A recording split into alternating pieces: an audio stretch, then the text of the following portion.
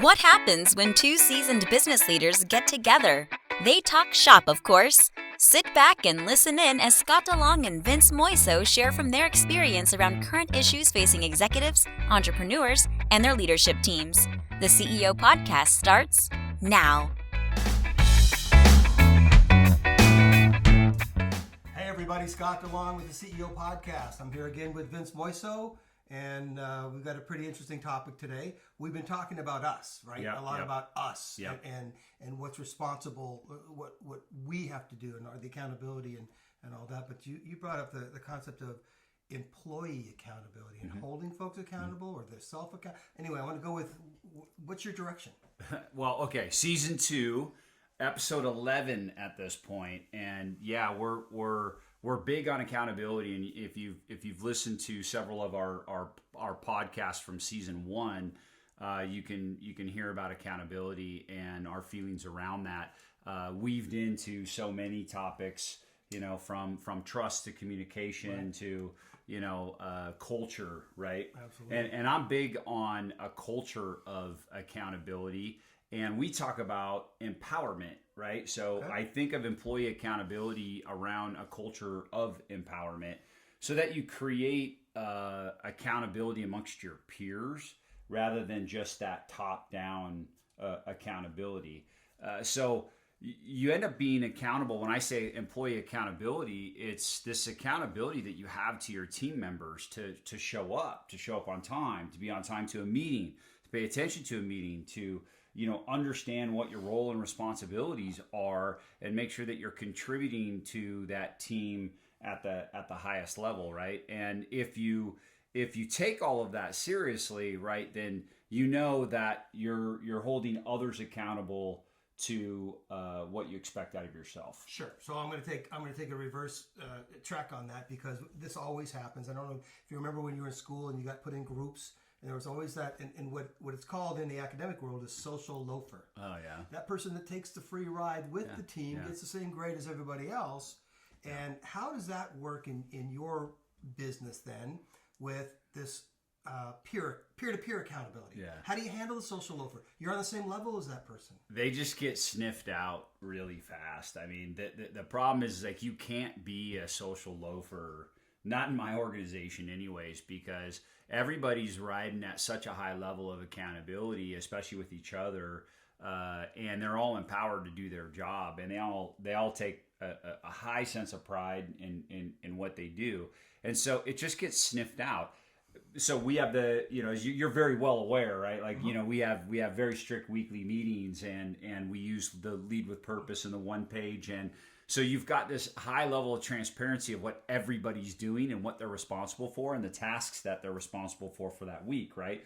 And so as you show up to that first meeting of the week, it's on a Monday at 9 a.m., that first meeting of the week, and we're reporting on things that maybe are critical or at risk, and who people might need some help on, things like that, where immediately it's sniffed out before the week even starts. So people are reporting on themselves using your system.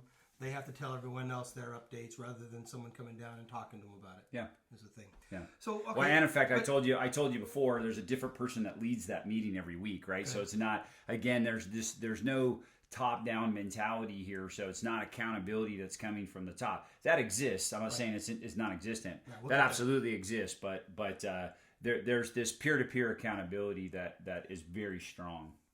Not always effective. There's going to be that.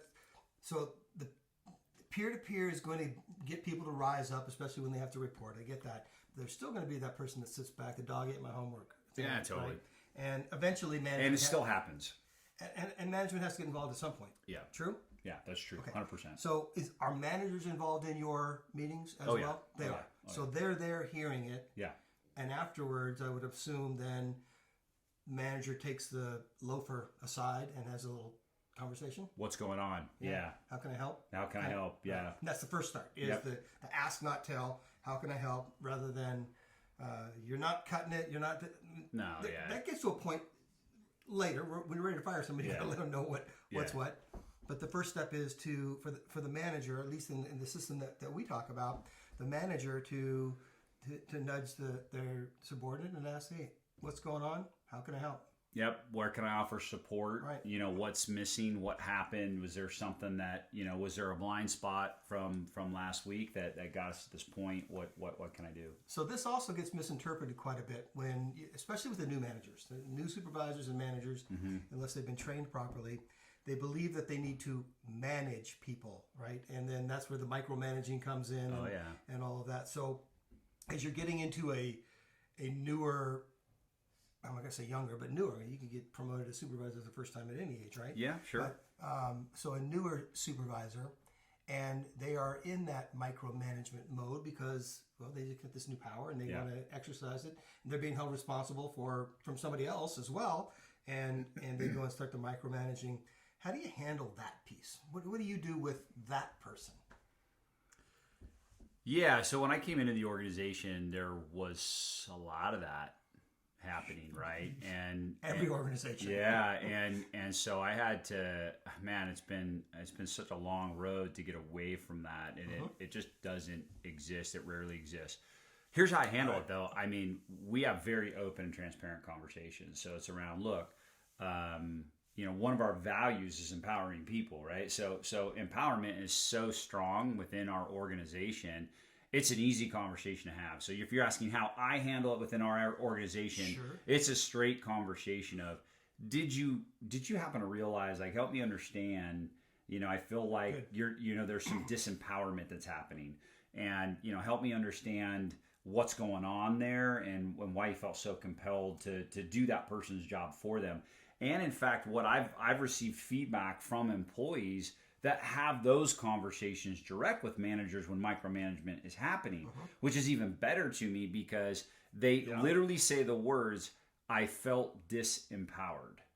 Okay. And help me understand, am I not understanding my role? So like we've had these conversations. Is my role different than the way that I understand it? And here's how I understand my role. Is that, you know, am I missing something? And so it's a great way to start a conversation. I was really proud. Actually, you coached the person that said those words. Yay. And it was really cool because it was like, oh, wow, that was a miss. I see how there's some micromanagement going on here. Okay, let's just come up with a solution. At that point, conversation was over about what happened, and we moved on to, let's figure out what the solution is. What's the solution, right? Yeah. So, and the opposite can be true as well. So when you go to a first-time manager and you're trying to do that course correction, you're doing it gently even, right? Remember, communication is what they hear, not necessarily what you say. Yeah. There are going to be some that interpret it as hands off, let them do their job. Right? Just hands off, let them do their job. And that's not holding folks accountable either. No. Right? So there's a balance somewhere between the micromanagement and the hands-off approach that we need to get to fully empower others, to get more work done, to get people feeling good about their jobs. And I've seen that happen where I've gone to frontline supervisors and said, listen, you're coming down a little too hard. It looks as if, right? What's going on? And thinking it's a good conversation. And I remember this one in particular. That person felt beat up by me. Yeah. And I was completely, from my point of view, completely the opposite of that. So she was afraid to do anything at that point. Yeah, that's bad. With their folks. So it's delicate, and you need to make sure that people are actually understanding. And here's one of my favorite things, and we all do it. We go into a meeting, and we're talking to somebody, and say, you understand me, right? And you say, yep, I do. Of course I do. No, they understood exactly what they understood. They didn't necessarily. So rather than asking that question, I want to ask a different question. So what do you think the next steps are going to be then?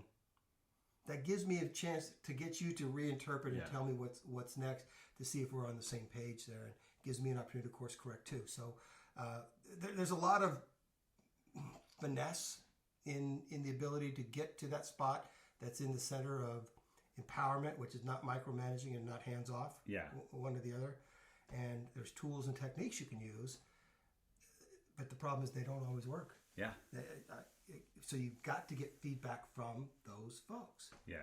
Yeah. No, I love what you said. I do the same thing. You know, it's when I have that conversation and I want to be 100% clear on the priorities and the next steps is I just say, hey, can you review the action items with me? Let's like, okay, great. Looks like we're finished here. Can you review the action items with me as you understand them, right? Yeah. And then, I'll know right away. They'll go through the 3 or 4. Great, we're on the same page. That sounds great. How about we reconvene on Friday and, we'll go from there. And again, you got to be, I'm not going to say delicate, but tentative in that, because you could sound condescending. Tell me what you heard, right? Yeah. Like, I don't believe that you know what we're talking about. And you can sound condescending when you're doing that, but I like the action item approach.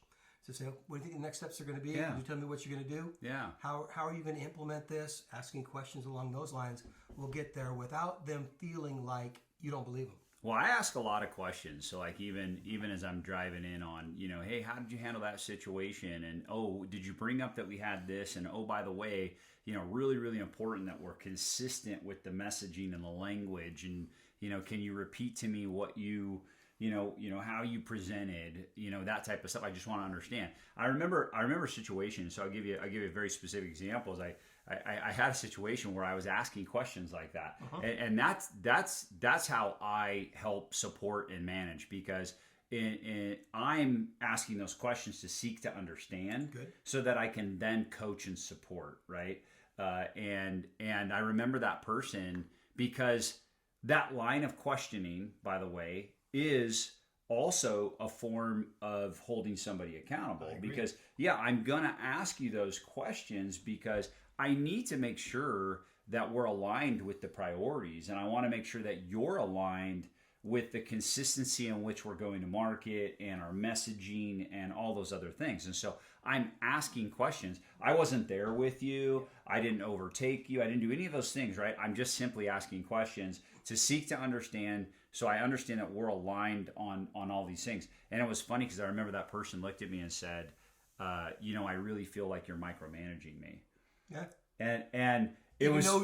in your mind, you weren't. And it was a really interesting comment to me, and I said, okay, what do you think micromanaging is? And, she explained to me what she thought micromanagement was, and I said, that's not actually micromanagement, that's actually just management. Right. And I said, micromanagement is if I was almost to a point doing your job for you. Looking over your shoulder. Right. I'm constantly looking over your shoulder, and to the point where you're so uncomfortable that you don't even you feel completely disempowered to do your job, and I may as well be doing your job for you. That is really micromanagement at its, what I'd say, extreme level. That being said, a manager that is holding his or her people accountable is going to ask questions, and their job is to make sure that you are in fact aligned with company goals, company objectives, and priorities, and that is their job. And then their job from there is to support and coach in any way that you need it. Otherwise, they should be empowering you to go out and do those things that they set up. So I think an understanding, when we go back to this topic of employee accountability, absolutely critical that each and every employee in their respective positions in their respective departments has a clear understanding of their role and responsibility within the business. And that can only be if you've properly communicated. Well, that's the point I was about to get to, is that if they aren't doing their job, it is your fault. 100%. It's the manager's responsibility. It is. Extreme ownership. It's your fault. Now, what can I do to change that? I'll give you a prime example where I just totally messed up one time. Yeah. It's more than one time, but this one time where I totally messed up. We had this route work. The guy's supposed to go out and do this work we were in the payphone business, so he was out collecting payphones and servicing them and doing that throughout. Yeah. This was years ago, right? Payphones. That's where you put a dime in the slot and you pick up and you dial. Okay. So we had this route route sheet that we created for him, and on that sheet was everything that he needed. It was in the proper order, when you should, the fastest, the most efficient way to get to each location and all that. And the rule was this: every phone that you touched, you write down the amount of coin that was in there and what you did to fix things, and makes just perfect some sense. little thing. Yeah. Boom. That means you saw it. And And at the end of the day, you turn your route sheet. And the other thing is, I don't care if it's on the 12th floor of a vacant building. If it's on your route sheet, you touch the phone. Yeah. Right? Is it dead? Is it whatever? You find out, right? And because I don't want complaints. I don't want customers to have to find a complaint. So what happened was that I gave the route sheet process out to people. And here's what I didn't do. I didn't check their route sheets. Ever. Here, bring them in, put them in a file. Bring them in, put them in a file. Bring them in, put them in a file. Remember, every phone's supposed to be touched. Okay, you say the rules. But if I don't do my job, if I don't look at those and I see what's the gap, right? Guess what happened? First, not every phone was touched. Later, probably 3 months later, we didn't even fill out any route sheets and put them in the file anymore. Why bother? From their point of view, why bother if he doesn't care? Absolutely. That is 100% my fault. Absolutely. That guy didn't go to that phone on the 12th floor because he knew there wasn't going to be any coin in it, right?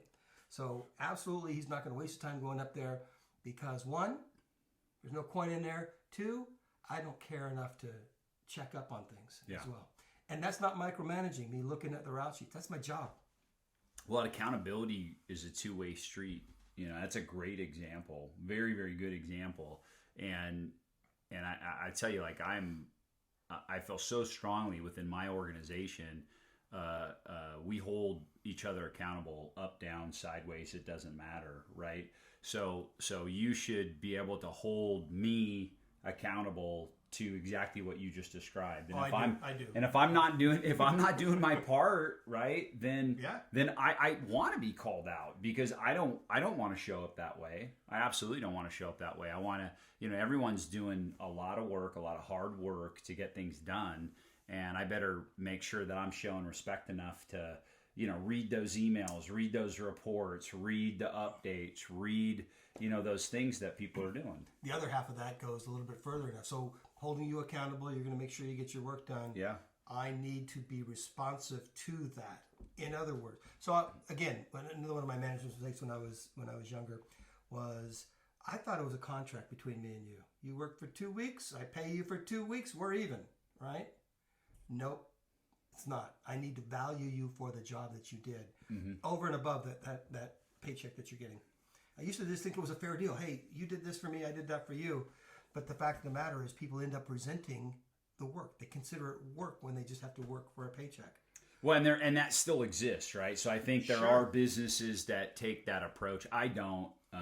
I agree with what you just said. And by the way, it's a great segue to talk about employee accountability because I'd be remiss without having a discussion around that employee-employer expectation, right? So again, this boils down to communication, right? And it does boil down to very clearly communicating role and responsibility and expectation. And making sure that communicating is making sure that they understand at the same level that I understand. Totally. We are talking about the same dog.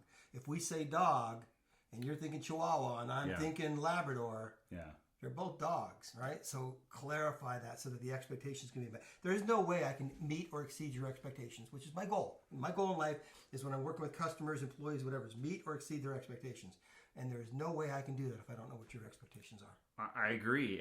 And there is that old school thought. So, I mean, you brought up the example. There is that old school line of thinking of that very, very traditional employee-employer relationship, which is, great, I'm going to pay you X to do job Y. Right. That's the end of it. Right. I don't know that there's room for that anymore, especially in complicated organizations, small business or big business. I mean, if you're doing over $1 million, I mean, really even under, I mean, business is complicated. And if you're in the business of people, Scott and I are in the business of people. And if you're in the business of people, it goes way beyond, hey, I'm going to pay you X for job Y. Right. And like you said, hey, I've got to value you. I'm going to pay you X for job Y, and I'm going to value you for job Y if you get it done in the way that we set our expectations I'm going to get even together. A step further. Now, when you said it in the word value, I need to value you and the work you do. Yeah. Right? I walk in the morning, I acknowledge you're here. Yeah. Hey, how you doing? Yeah. Right? Just be real and value the human first and the work second, and then still give them that paycheck at the end of 2 weeks. Well, everybody, myself included, wants to feel like a human being when they walk into, walk into a building, or they're on a Zoom call or whatever it is, right? Whatever your relationship is with the business, we all want to feel like human beings, be treated like human beings, and look, let's face it. If you're working 8 hours plus a day, 5 days a week or more, you're spending the good majority of your life as a part of that business, whatever business you're a part of.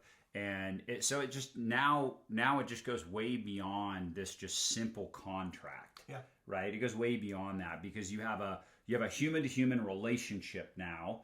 Now, okay, great. That's where communication really comes in. And when we talk about an employee, to me, synonymous with employee accountability is employee-employer expectation. And I think that is the job of the employer, to make those expectations incredibly clear, because if you don't, how can you hold your employee accountable? Yeah, I think even the other... accountable to what? I think reverse. I think the employee needs to hold me accountable too, and I need to understand what their expectations are too. So I think even the expectations are two-way street anymore. It didn't used to be that way, right? Back when Rockefeller was running his business and it was just slam it down. You cannot operate that way today and survive for long. Unless you unless your business can handle a lot of turnover. Yeah. People are just not putting it up with it anymore. Which leads into the other thing, the accountability in the remote workforce. So I've been hearing a lot about this now, and getting people to start realizing the job is all right. There's some folks that are just saying that the job is 8 hours and do your work, and the others that are saying the job is the output. It doesn't matter how many hours you put into the work. And I think maybe both and maybe more, because it's very difficult now to create those human-to-human relationship. More difficult, not very. It's more difficult now to create those human-to-human relationships when everybody's working remotely. Yeah. And it's not any less important to do that today. Yeah. Yet we don't. Well, I think though that there are people that are working remote that are, they have some level of guilt about being remote. Maybe it's FOMO. I don't know what it is, but I know I've experienced it where people are working too much remotely. Wow. And they're putting in even more hours because I feel like, they're making up for not physically being there in cases. And I'm talking about, like we've got the situation with operational management and different management where I feel like some of them, and I appreciate it. I mean, they're putting in a serious amount of hours, and highly, highly productive individuals. But I love for them to actually work less, to be honest with you. And I think there is this feeling of a little bit of guilt of, wow, man, I've got this huge responsibility. I'm responsible for a lot of people, and I've got to just almost over communicate and overdo to make up for not physically being there. And I appreciate it. I truly do. I just feel like there's as much of that as there is as much of, people probably taking, not necessarily, I don't feel like there's anyone in my organization per se that's taking advantage of being remote. Like I feel like I have such a highly productive team. I feel like we've set up a great system to help empower even those that are remote to be highly productive. That being said, I have been a part of other organizations, right? And I help and have coached other organizations that I think and feel and have seen that there are those that are remote that are taking advantage of the situation. So I'm going to put the responsibility back on the manager even more so, again, for either situation. If they're working too much or working too little, it's your fault. Yeah. I do. I believe that it's your fault. Yeah. So why don't we check in? Well, I didn't want to bug them. They're, they might not be sitting at their desk. I didn't want to get on a Zoom because the video call is so much better than a phone call. I agree. And a phone call is so much better than a text. I agree. So how do you check in with that and to make sure that person is not only productive but happy and productive, right? Because a happy employee is going to stick around longer, do better work for you, all those things. So yeah, make your employees happy. And how are they going to be happy? They like the boss. Yeah. How do they like the boss? More communication. and not the communication. Is what are you doing on? What are you working on? That overlooking micromanagement communication. But how are you doing? How can I help? Communication. Yeah. Ask, don't tell. Keep asking. Yeah. Keep talking to folks. So the accountability is it's a difficult process to do it right, and it's important. People need to be held accountable. You need to be held accountable. They don't need to be micromanaged. You don't need to be micromanaged. So how do we create that balance? And it's going to be different for the individuals. One of the biggest things that I talk about is in any influential kind of a conversation, know your audience. Yeah. What do you need? Not how do I do it for everybody. It goes back to there's a political cartoon that I like that talks about equality versus equity. I think we've talked about this before. Yeah. Equality is everybody gets managed the same. Yeah. That's equality. Equity is people get what they need. They need, not what I need. I just talked to my daughter about that very topic. Yeah. It's a cool topic. Yeah. That maybe that's a podcast there, Scott. It could be. Well, I was going to mention on accountability as we go back to this topic of employee accountability, and we should mention, at least for a minute, some people don't like to be held accountable, and I've certainly experienced my share of employees. So you're saying some people don't like to work for you? Yeah, they just don't want to be held accountable. Yeah, I mean, and that's fine. I mean, it is what it is. God bless you. Good. It's like if you want to go hide in a cubicle, and then I'm not your business, right? Right. I'm not the right business to come work for, because if you're a business that wants to have a culture of accountability or already has a culture of accountability, you better make sure that you've got people that are ready to be held accountable for what they need to do, and that they're okay with it. And we've, even as a business, we've experienced that shift of culture toward accountability. And I think everybody, and you shouldn't be totally comfortable with accountability anyways. Like accountability should feel a little uncomfortable at times, right? Even I feel discomfort, but it's discomfort that I'm putting on myself because I literally showed up not in the way that I should be showing up, or I didn't get something done on time. I mean, by no means am I perfect. Like I don't bat 1,000, right? I don't know anyone in baseball that does, right? But so I feel uncomfortable sometimes when I show up and I get called out, and it should feel uncomfortable to you, because if you believe in accountability, and you should be first and foremost accountable to yourself. And so when you're showing up in the right way, then there's no problem for people to hold you accountable because you did what you needed to do. But if you're not showing up, you're not getting your stuff done, it should feel a little uncomfortable, because shame on you and shame on your manager, for that sake. So okay, you're not batting 1,000, but if you hit 700 or 800, do it. I want you to hit 900 because we need to get an A in there. Absolutely, yeah. You should be above a 90. But when we're not, and we all have those times. George Washington, I cut down the cherry tree, Dad. It was me. It was me. Take responsibility. Extreme ownership. I did it. And guess what? Your punishment is usually less than when they find out, right? Then the punishment becomes a lot harsher. Whoever they is, whether it's your kids or your spouse or your employer, you get caught doing something, you get punishment. Well, it's just a simple reset on integrity, right? So I'll give you a simple example of that. You show up to a weekly meeting, and you're supposed to have something done, and you didn't have it done. And you simply, right out of the gate, you just say, "Hey guys, I'm really going to apologize. I'm wasting your time here, and it's totally disrespectful. I don't have my part done. Here's what I promise: is by the end of the day today, I'm going to have everything updated." And great, it's a quick reset. You've owned it. Yep. Instead of being defensive, instead of waiting for somebody to call you out, you've held yourself to a higher level of accountability. And really, I think that's the essence. I mean, if I can draw it back to, as we're talking about employee accountability, I think any of the listeners out there, so we can finish up here and talk about what's the takeaway. any of the listeners out there that are looking to go work for an organization, small business or whatever, maybe you're working for an organization right now and you're wondering about, how can I show up better? How can I be more accountable? I think being accountable to yourself, first and foremost, is like, if you're doing what you need to do, you're clear, ask questions. If you're not clear, ask the questions, right? Get the clarity that you need so that you have a true understanding and alignment in your role and responsibility within the business. I promise you, you're going to show up so much better every single time, every day.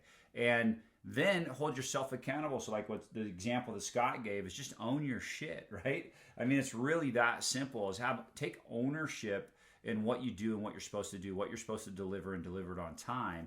And that's the best definition ultimately of accountability that I could possibly give to you, where if you're showing up that way every day, you're going to be successful in anything that you do, and you're going to go on whatever path you decide you want to go on. You don't need to hold me accountable if I understand the expectations and I hold myself accountable. Completely. And if I don't, then my team does. And if my team doesn't, then my manager should. There you go. Right? Just use a progression chart like that. I like the peer-to-peer, peer pressure, if you will, holding each other accountable. So if I don't do it myself, my team should. If my team doesn't, the manager should. Yeah. If the manager doesn't, the manager should be fired. It's true. There you go. But you're right, though, that leadership component should be really the last line of accountability. Yeah. I think the whole managing piece is the last line. Yeah. So the way when we train folks, so I want to make sure they're trained. Once they're trained, I want to make sure they're coached. After they're coached, then I have to manage. Yeah. I hope I don't have to manage. Yeah. Hope the training and coaching gets it done. Yeah. So anyway, so this has been good, fun, like always. So if you have questions, if you want to challenge any of this, please just jump on the CEOpodcast.net. Scott and Vince at gmail.com is an email you can hit us up on. Yep. We are on all of the channels of YouTube on video if you like that, or any of the podcast channels. But you can always find us at the CEOpodcast.net, and it'll direct you to any one of the different venues that you. Yeah, we love your questions and we love suggestions for topics. So your feedback is very welcome and appreciated. So thanks as always for listening and or watching if you're on YouTube. And until next time, cheers. Yeah.